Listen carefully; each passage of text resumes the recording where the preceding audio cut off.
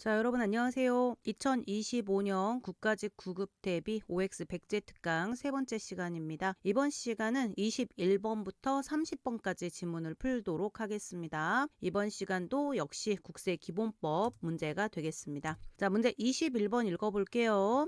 같이 생각하시면서 O 또는 X 답을 한번 찾아보세요. 사업이 양도 양수된 경우에 끊고 양도일 이전 맞습니다. 양도인의 납세무가 확정된 끊고 그 사업에 관한 국세 및 강제징수비를 끊으시고요. 양도인의 재산으로 충당하여도 부족할 때에는 사업 양도인과 특수관계인인 자에 한하여 사업 양수인이 끊고 부족한 금액에 대하여 양수한 재산가액을 한도로 끊고 제2차 납세 의무를 진다. 여러분 이거 무슨 지문이죠? 사업 양수인의 제2차 납세 의무와 관련된 지문입니다. 일단 사업이 양도 양수가 뭘 얘기하는 거죠? 미지급금 미수금을 제외해도 무방하기 때문에 문장상으로는 괄호해서 미지급금 제외 미수금 제외라는 말이 들어가고요. 그 둘을 제외한 나머지 모든 권리와 모든 의무가 양도되는 거를 사업의 양도라고 합니다. 자, 사업 양도를 하면 양수인이 있겠죠. 양도 양수된 경우에 또는 사업이 양도된 경우에 하셔도 되고요. 자, 양도일 이전이어야 돼요. 양도일 이전에 자, 양도인의 납세무가 확정된 본래 납세무자가 양도인이고요. 제2차 납세무자가 양수인입니다. 그러면 사업을 포괄적으로 양도 양수했기 때문에 사업에 관한 국세 강제징수비에 대해서 제2차 납세무를 지우는 거고요. 양도소득세는 제2차 납세무가 없어요. 왜냐면 그거는 사업에 관한 국세가 아니고 재산에 관한 국세니까. 그래서 사업에 관한 국세 강제징수비를 양도인의 재산으로 충당하여도 부족할 때에는까지는 잘했어요. 여기까지는 잘 됐는데 일단 사업 양수인의 제2차 납세 의무를 지려면 두 가지 중에 하나예요. 사업 양도인과 사업 양수인이 특수관계인이거나 사업 양도인의 조세 회피를 도와줄 목적으로 사업 양수를 하는 경우에 보충적 납세 의무인 제2차 납세무를 진다. 그래서 어디가 틀린 거예요? 한하여가 틀린 거예요. 자, 정답 X라고 나왔고요. 다시 어디가 틀렸다고요? 자, 일단 사업 양수인의 제2차 납세 의무는 요것도 맞아요. 양도일 이전에 요걸 이후라고 하면 틀리고 양도인의 납세 의무가 확정이 맞아요. 납세무 성립이라고 하면 틀립니다. 사업 양수인의 제2차 납세무에서 확정된이라는 말이 들어가야지 성립이라고 하면 틀리는 거고요. 맞는 확정이라고 하면 맞는데 어디가 틀렸느냐. 지금 현재 지문은 특수관계인이거나 또는 사업 양도인의 조세 회피를 도와줄 목적이다. 그 두 가지 중에 하나인 경우에 대해서 제2차 납세무가 생기는 거거든요. 근데 특수관계인인 경우에 하나다라고 돼 있기 때문에 일단 둘 중에 하나만 적어놓고 only 그것만 적어서 틀린 지문이에요. 그럼 옳은 지문 볼게요. 자, 사업이 양도 양수된 경우에 옳은 지문을 자꾸 읽으셔야 됩니다. 사업의 양도 양수는 포괄적인 양도 양수, 단 미지급금 제외, 미수금 제외를 얘기하는 거고 사업이 양도 양수된 경우에 양도일 이전 동그라미 양도인의 납세 의무가 확정 동그라미 된 끊고 자, 사업에 관한 국세 강제징수비 끊으시고요. 양도인의 재산으로 충당하여도 부족할 때에는 끊고 자, 두 가지 특수관계가 있거나 또는 양도인의 조세회피를 목적으로 사업을 양수를 했다. 도와줄 목적인 거죠. 자, 는 끊고요. 자, 부족한 금액 동그라미 제2차 납세 의무의 가장 큰 특징입니다. 자, 올바른 지문 마지막으로 다시 읽겠습니다.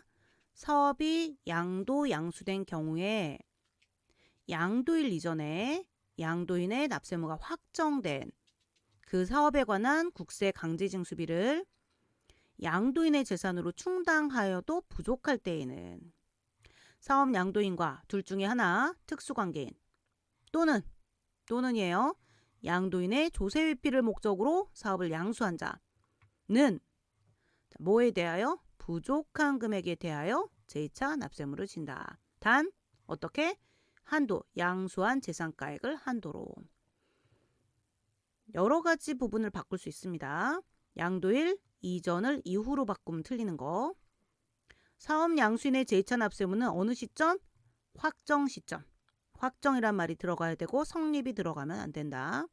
또 자, 사업 양도인과 양수인의 관계는 특수관계인이거나 또는 둘 중에 하나, 양도인의 조세회피를 특수관계인이 아니라고 하더라도 양도인의 조세회피를 목적으로 양수하였다. 둘 중에 하나에 해당되는 경우에 하나요. 둘 중에 하나인 거예요. 하나가 아니고 특수관계인이 아니라고 하더라도 양도인의 조세회피를 목적으로 사업을 양수했다면 제2차납세무를 지는데 일단 제2차납세무 한도가 뭐다? 양수한 재산가액을 한도로 한다.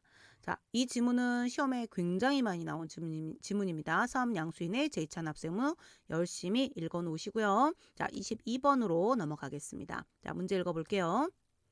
자, 사업 양수인의 제2차납세무 적용 시 끊고 사업 양도랑 끊고 이건 뭐 21번에서 이미 설명했네요. 자, 사업장별 동그라미. 사업장이 두 개인데 옷가게하고 음식점을 하다가 옷가게를 포괄 양도하면 옷가게 것만 넘어가는 거예요. 끊고 자, 사업에 관한 자, 모든 권리 동그라미 단 미수금은 제외 포함이라고 했으니까 틀렸고요. 미수금 포함하면 틀리는 거예요. 모든 의무 동그라미 자, 미지급금 뭐라고 해야 맞아요? 제외. 근데 포함이라고 했으니까 포함이 틀렸습니다. 를 자, 우리가 그냥 사업 양도라고 하는 거는 부가가치세법에도 나와요. 사업 양도는 재화의 공급으로 보지 아니한다. 그거랑 같은 용어의 정의입니다. 자, 포괄적 양도라는 표현을 안 써도 사업 양도라는 게 우리가 배우는 세법에서는 모든 권리, 모든 의무를 얘기한다. 다만 우리 매출차권이나 매입채무는 당연히 그거까지 포함해서 양도를 해야 사업 양도로 보고요. 이게 이제 모든 권리 모든 의무가 아니면 그냥 기계장치 따로, 건물 따로, 토지 따로, 따로따로 판 건바이 건으로 보고 사업을 통째로 양도하는 사업 양도, 제2차 납세무가 생기거나 부가가치세법상 재화의 공급으로 보지 않는 그 사업의 양도는 모든 권리와 모든 의무가 포괄적으로 승계되는 것을 의미하는데 단 미지급금과 미수금은 사실은 의미는 제외해도 무방하다. 근데 글자로는 제외라고 적으셔야 돼요. 그래서 답은 뭐다? OX, X 맞죠? 자, 그래서 옳은 지문 항상 여러분은 마지막으로 옳은 지문 점검을 하셔야 됩니다. 자, 제대로 읽을게요. 옳은 지문입니다. 사업 양수인의 제2차 납세무 적용 시 끊고 사업 양도란 끊고 자, 사업 장별 동그라미 어떻게 한다?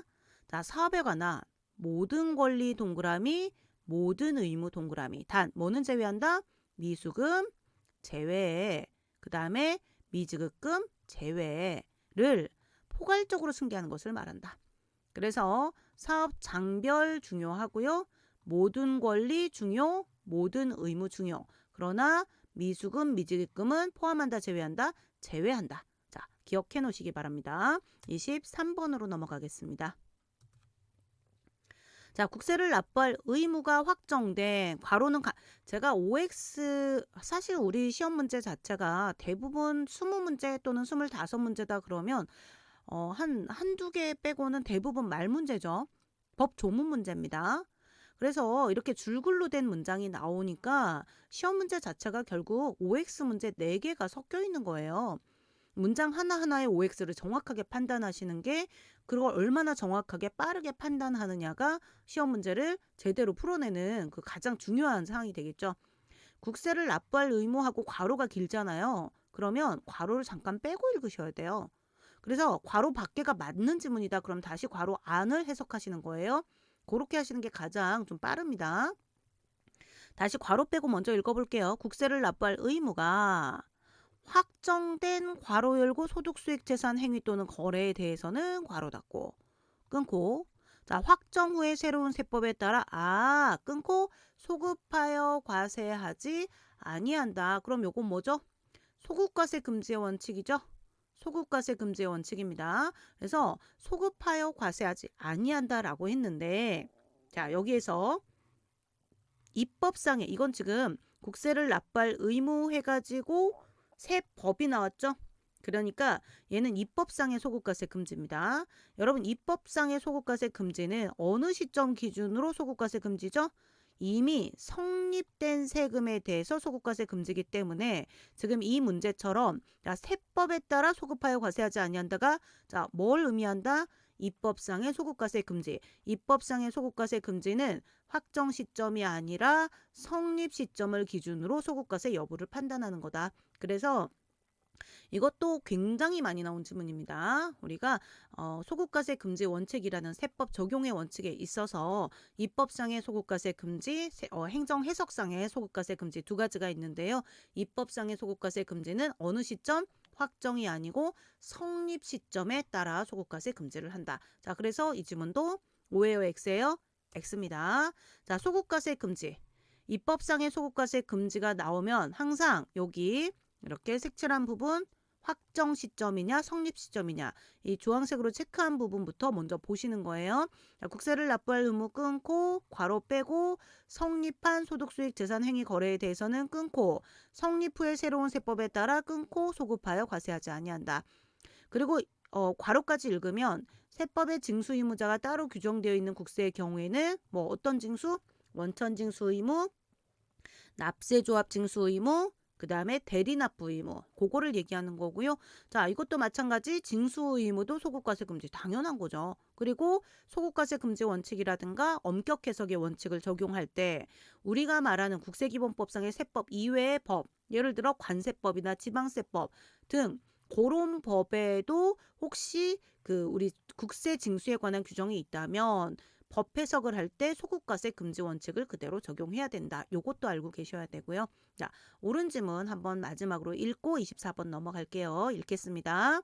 국세를 납부할 의무가 성립한 소득수익재산 행위 거래에 대해서는 자, 뭐의 성립 후의 새로운 세법에 따라 소급하여 과세하지 아니한다. 요것도 진짜 많이 나온 지문이죠. 열심히 외우시고 입법상의 소국과세 금지 원칙은 성립이 들어가야 맞는 지문이고 확정이 들어가면 틀린 지문이다. 자, 24번 넘어갑니다. 자, 24번 과세표준과 세액을 끊고요. 문장을 읽을 때 뒤에부터 보세요. 자, 정부가 결정하는 경우 끊고요. 뭐라고 됐어요? 법정기일을 물어봤죠? 법정기일. 법정기일은 언제 나오는 건가요? 생각해 보세요. 법정기일 언제 쓰는 거죠? 국세 우선권의 예외 사유. 그래서 법정기일은 뭐랑 다투는 거다? 은행의 저당권 설정일이라든가 전세권 설정일이라든가 뭐 그런 것들. 대항력을 갖춘 임차인의 대항요건을 갖춘 날짜하고 비교하는 거죠. 그래서 일단 국세 우선권의 예외 사유 그거를 따질 때 재산에 관계된 국세인 상증 종부가 아니다라고 했을 때는 은행 채권이 은행의 저당권이 우선하느냐 아니면 국세가 우선하느냐를 따지는 날짜 기준이 국세를 판단하는 날짜 기준이 법정기일이죠. 여러분 법정기일은요 빠른 날이어야 돼요. 그러면 고지서를 보냈다 그러면 고지서 두 개가 있어요. 도달일이 있고 발송일이 있어요. 그럼 빠른 날 뭐예요? 발송일이에요. 근데 여기까지는 잘 나가다가 다음 날이 왜 나와요? 가장 빠른 날로 해야 되는데 다음 날 아닙니다. 발송일이 됐다는 얘기는 고지서의 세액이 이미 확정됐다는 거라서 이거는 사실 홈택스 같은데 국세정보통신망 같은데 들어가서 조회해 보면 이미 발송이 됐다는 얘기는 이미 국세정보통신망을 통해서 확인이 가능하다는 거예요. 은행이 돈 빌려줄 때 저당권 설정하고 일반 채무자한테 돈을 빌려줄 때 국가 입장에서는 납세자지만 빌려줄 때 그때 세금의 존재를 확인할 수 있는 날의 개념입니다. 그래서 고지서의 법정기일은 언제다? 발송일. 자, 신고하는 국세가 신고일이 있고 신고기한이 있다. 그러면 법정기일 언제죠? 신고일이죠. 그거 두 개만 기억하셔도 응용 문제는 다 풉니다. 그런데 잘 나가다가 뭐가 나와서 틀렸다? 다음 날이 나와서 틀렸다. 자, 그러면 이 지문도 OX, X입니다. 자, 옳은 지문 읽을게요. 과세표준과 세액을 정부가 결정하는 경우 끊고요. 자, 결정을 하게 되면 고지를 하게 돼 있습니다. 그래서 고지한, 고지서 나왔고요. 해당 세액, 자, 키워드는 뭐다? 고지가 키워드고 법정기일. 그럼 고지하는, 납부 고지서를 보내는 국세의 법정기일은 언제다? 발송일이다. 다음 날 아닙니다. 다음 날이 아니고 발송일이다. 자, 요것도 잘 기억해 놓으셔야 돼요. 자, 25번으로 가겠습니다. 결정. 여러분 이걸 읽으실 때요. 보통 아무 말 없이 결정 경정하면 이 청구라는 말이 없을 때는 일반적인 의미의 결정 경정은 세무조사예요. 네, 결정 경정의 청구. 요렇게 하면 뭐라고 읽으셔야 돼요? 수정 신고, 경정 청구, 기한 후 신고에 경정 청구로 읽으셔야죠. 경정 청구로 읽으셔야 돼요. 아, 그럼 선생님이 결정은 왜 있어요? 라고 질문하신다면 국세 환급금 결정을 의미합니다. 이때는. 좁은 의미예요. 그렇죠? 그래서 결정 또는 경정의 청구를 하면 수정신고, 경정청구, 기한 후 신고 중에 경정청구를 의미하는 거고요. 그거를 받은 세무서장은 끊고 청구를 받은 날부터 3개월 이내에 과세표준 및 세액을 괄호 열고 결정 또는 경정하거나, 여러분 경정 청구가 감액 경정 청구죠. 수정 신고는 증액 수정 신고고요. 경정 청구는 감액 경정 청구입니다. 무슨 얘기? 경정 청구는 세금을 줄여주세요, 돌려주세요, 환급해주세요라는 청구입니다. 세금을 더 내겠다는 신고는 경정 청구라고 안 부르고 수정 신고라고 부르죠. 자, 그래서 결정 또는 경정의 청구를 받은 세무서장, 줄여서 어떻게 부른다? 경정 청구를 받은 세무서장, 주어가 세무서장입니다. 자, 경정 청구를 받으면 일단 환급을 해준다는 게 결정 경정하거나예요. 자, 환급을 해주거나 또는 괄호 열고 결정 또는 경정하여야 할 이유가 없다는 뜻을 끊고 청구를 한 자에게 통지, 둘 중에 하나예요. 결정 경정을 해주시거나 또는 이유가 없다, 환급해줄 이유가 없다라고 통지. 그러니까 환급을 해줘도 되고요. 환급 안 해준다면 환급 안 해줄 거라는 걸 통지를 해줘야 되고, 환급을 안 한다 그럼 그냥 끝나면 안 되고 납세자가 기다릴 거 아니에요. 그래서 반드시 통지라도 해주셔야 되는데 그 날짜가 몇 개월? 경정 청구를 받은 세무서장이 환급을 해주건 환급을 안 해주건 어찌됐건 통지까지 해줘야 되는 거는 몇 개월이다? 2개월이다. X. 3개월을 지우셔야죠. 자, 중요한 거는 경정 청구를 받은 세무서장은 2개월입니다. 3개월이 아니고 세무서장이 주어일 때. 근데 기한 후 신고를 받은 세무서장은 원칙 몇 개월 이내? 3개월. 경정 청구를 받은 세무서장은 2개월 이내에 통지해줘야 되고, 뭐 환급해주거나 통지해주는 거고요. 자, 기한 후 신고를 받았을 때는 3개월 이내에 결정을 해줘야 돼요. 자, 그래서 3개월이 아니고 일단은 세무서장은 경정 청구는 2개월. 그래서 답은 O예요, X예요? X. 자, 올바른 지문을 읽으셔야 됩니다. 결정 또는 경정의 청구, 이렇게 항상 괄호로 시험장에서 지문을 보면 항상 괄호로 묶으셔야 돼요. 결정 경정의 청구 뭐라고요? 경정 청구예요. 경정 청구를 받은 누구? 주어가 세무서장이에요. 그러면 통지를 하거나 아니면 괄호 결정 경정하거나 결정 경정할 이유가 없다, 이것을 통지해줘야 되는데 무조건 환급해줘야 되는 건 아니에요. 그때 날짜는 몇 개월 이내에? 2개월 이내에 통지해야 되고요. 추가 부연 설명 조금 드리겠습니다. 여기 문장으로는 없지만 만약에 경정 청구를 받은 세무서장이 통지해야 될 의무를 가진 기간은 2개월인데 2개월 이내에 어떤 경정 청구에 대해서 환급도 안 되고 또 그다음에 이거 환급 안 될 거라는 통지조차 없다. 그러면 그 경정 청구를 했던 납세자는 불복 청구할 수 있죠. 그래서 그 2개월 우리 세무서장이 통지해야 되는 기한이 지나면 그 다음 날부터 바로 불복으로 갈 수가 있습니다. 그것도 추가로 기억을 해놓으세요.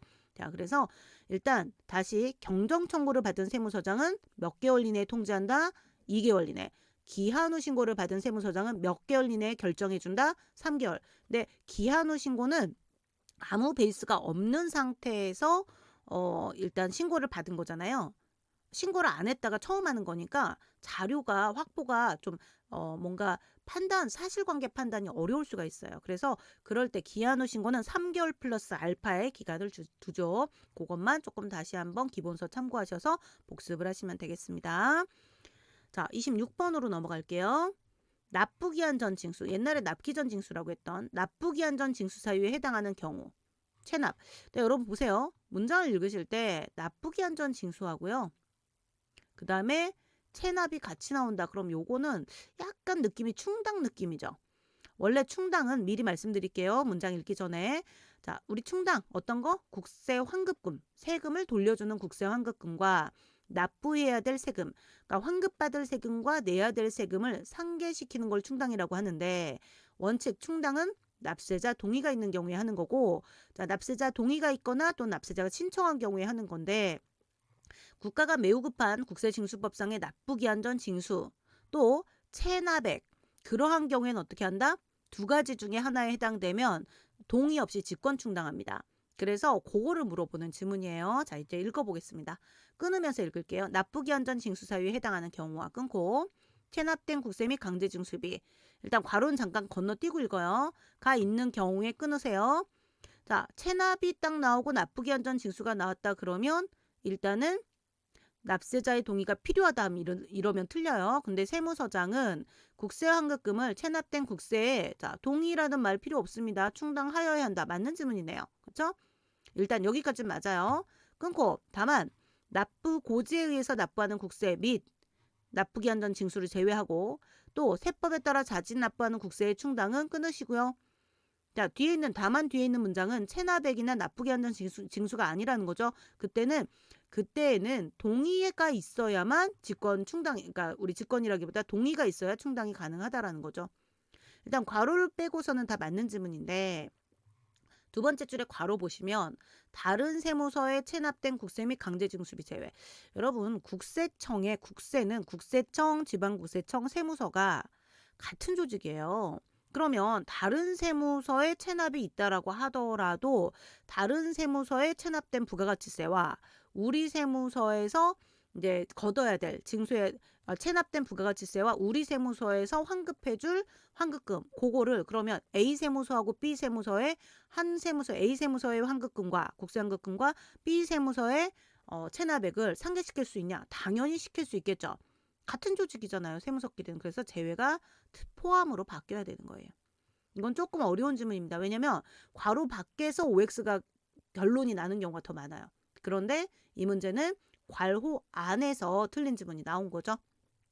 자, 읽어보겠습니다. 납부기 한 전 징수 사유에 해당하는 경우 그리고 체납된 국세 및 강제징수비. 다만 그 체납액이 우리 환급하는 세무서하고 체납이 있는 세무서가 달라도 상계를 할 수 있다는 거예요. 그래서 다른 세무서에 체납된 국세 강제징수비를 포함한다 하셔야 되고 그게 있는 경우에 세무서장은 어떻게 한다?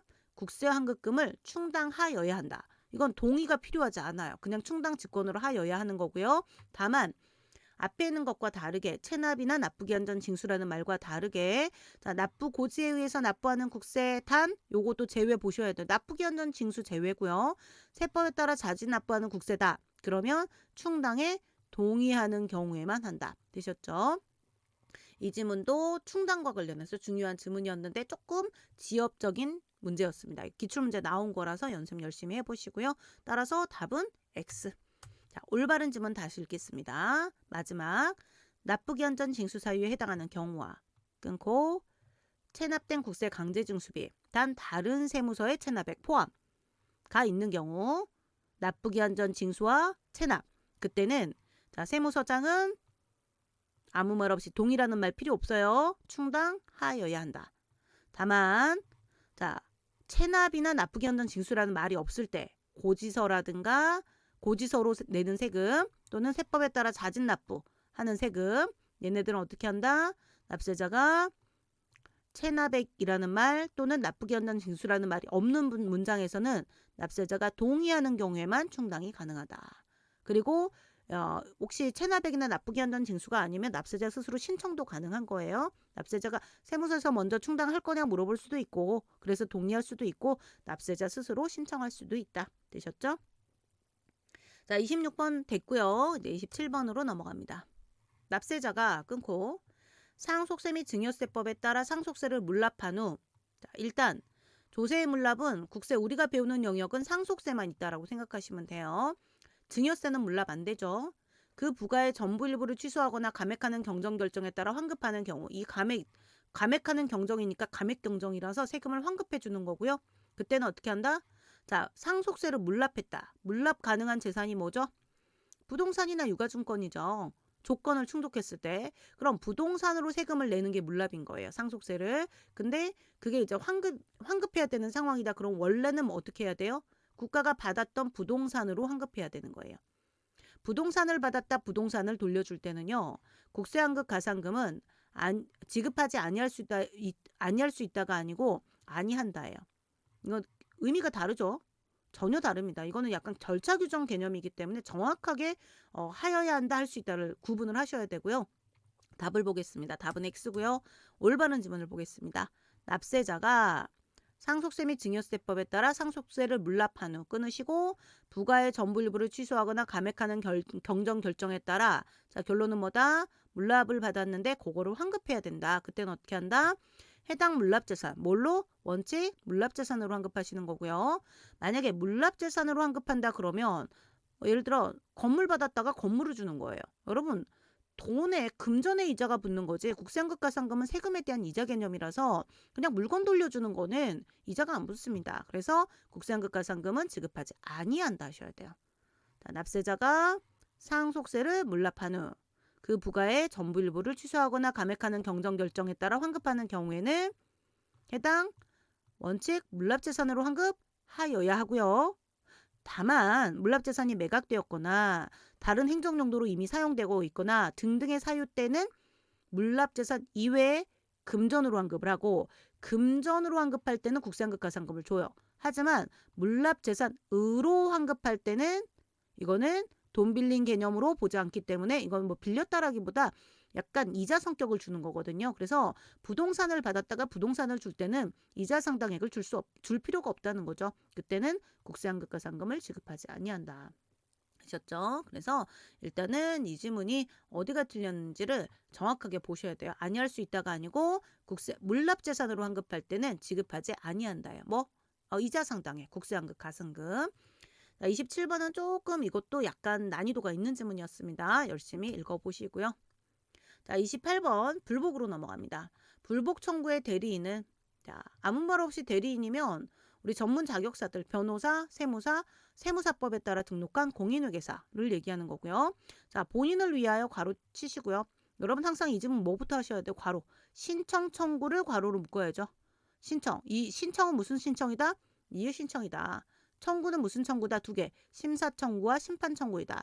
따라서 신청 또는 청구다 그러면 이해 신청, 심사 청구, 심판 청구 세 가지를 묶어서 얘기하는 거예요. 거기에 관한 모든 행위를 할 수 있지만 혹시 취하다 그럼 어떻게 해요? 걔는 제외예요. 왜요? 취하는 특별한 위임장이 별도로 필요합니다. 그래서 자 신청 청구에 관한 모든 행위를 할 수 있지만 취하는 특별한 위임이 필요하다. 그리고 이 대리인에 관한 규정은요. 국선 대리인 규정에도 그대로 적용이 됩니다. 준용한다라고 하거든요. 그것도 알아놓으시고 그래서 신청 청구 괄호 묶으세요. 신청 청구를 묶으면 이게 뭐다? 이의 신청, 심사 청구, 심판 청구를 의미한다. 그래서 요렇게 묶어야 해석이 되실 거예요. 신청 또는 청구를 하나로 묶어야 해석이 됩니다. 자, 그래서 답은 X다. 자, 올바른 질문 볼게요. 불복 청구인의 대리인, 불복 청구의 대리인은 본인이 누구예요? 불복 청구 당사자를 위하여 자, 어떻게 한다? 신청 청구 묶어서 이의 신청, 심사 청구, 심판 청구를 묶어서 신청 또는 청구라고 하고 결국 원칙은 모든 행위를 할 수 있다요. 그 문장 뒤에 뭐가 붙는다?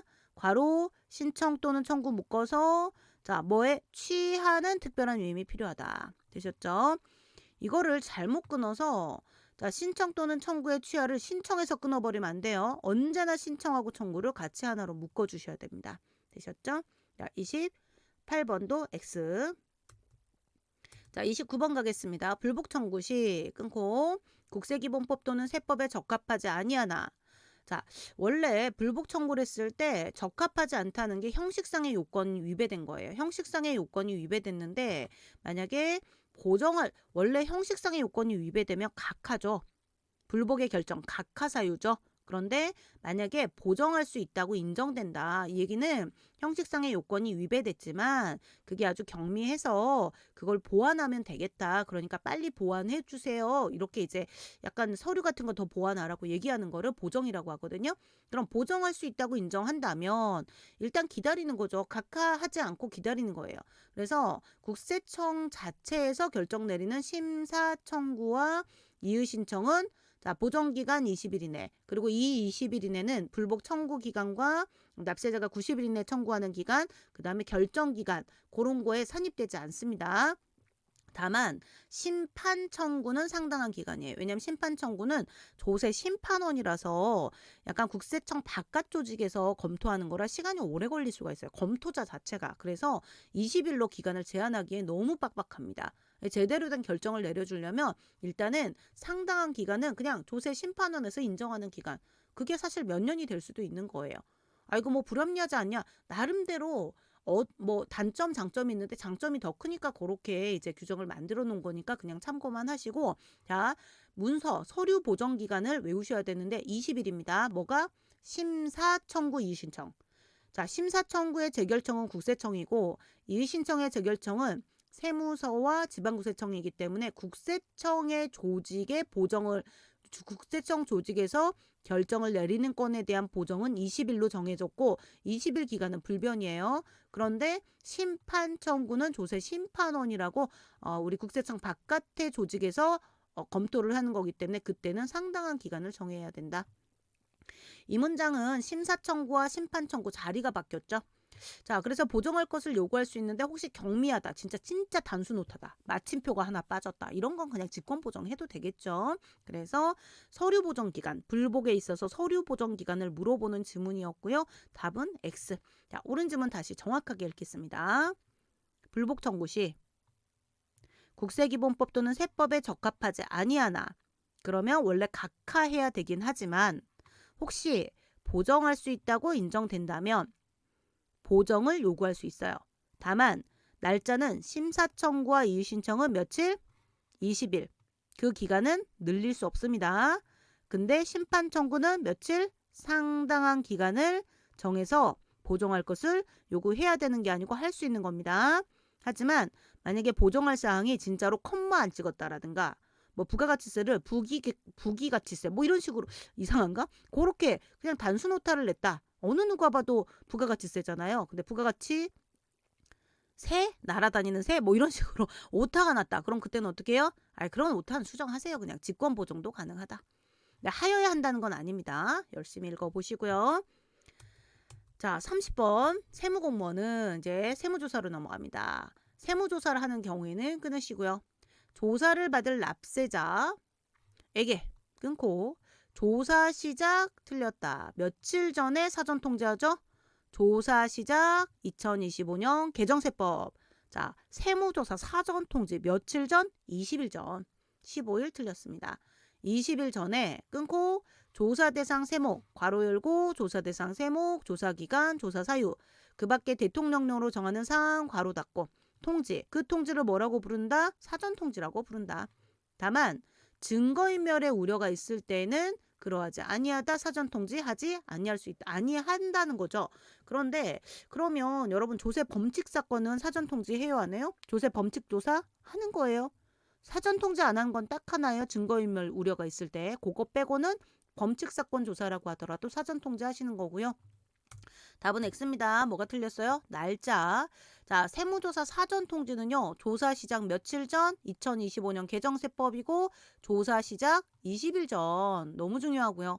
다만 이게 불복이나 이의신청, 심사청구, 심판청구 또 과세전 적부 심사청구에 있어서 제조사 결정이 인용결정 중에서 제조사 결정이 내려지잖아요. 그 제조사가 세무조사예요. 그럼 그것도 사전 통지합니다.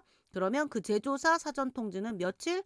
어차피 불복의 절차로 납세자가 알고 있잖아요. 불복은 납세자가 신청한 거니까. 그래서 그때는 길게 안 주고 7일, 일주일 정도 줍니다. 그래서 자, 세무조사 사전 통지는 원칙 20일 전, 조사 개시 20일 전이고요. 자, 불복에 따른 제조사는 또는 과세전 권리구제를 위한 재조사 그 경우에는 어떻게 한다? 그때는 7일 전이다. 다만 증거인멸의 우려가 있을 때는 사전 통지하지 아니한다. 조세 범칙 사건 조사라고 하더라도 반드시 사전 통지는 증거인멸 우려만 아니라면 범칙 사건 조사도 사전 통지하여야 한다. 마지막으로 정리합니다. 다시 한번 세무조사 국세기본법에 따른 세무조사 사전 통지 조사 개시 며칠 전이요? 숫자 날짜 20일 전이고요. 재조사 결정 어쩌고 저쩌고 하면 며칠 전? 7일 전. 그 다음에 사전 통지 안 하는 경우 증거인멸. 범칙 사건 조사는 사전 통지 한다 안 한다? 한다. 자, 여기까지 기억하시면 되겠습니다. 문제 10개 열심히 반복해서 계속해서 읽으셔야 되고요. 나중에 읽으실 때는 옳은 지문 위주로 읽으셔야 돼요. 자, 21번에서 30번까지 수고하셨습니다. 열심히 반복해서 공부하셔서 시험장에서 해당 지문 나오면 무조건 맞출 수 있게 바로 OX 정확하게 찾아낼 수 있게 연습하시기 바랍니다. 다음 시간에 31번부터 진행할게요. 수고하셨습니다.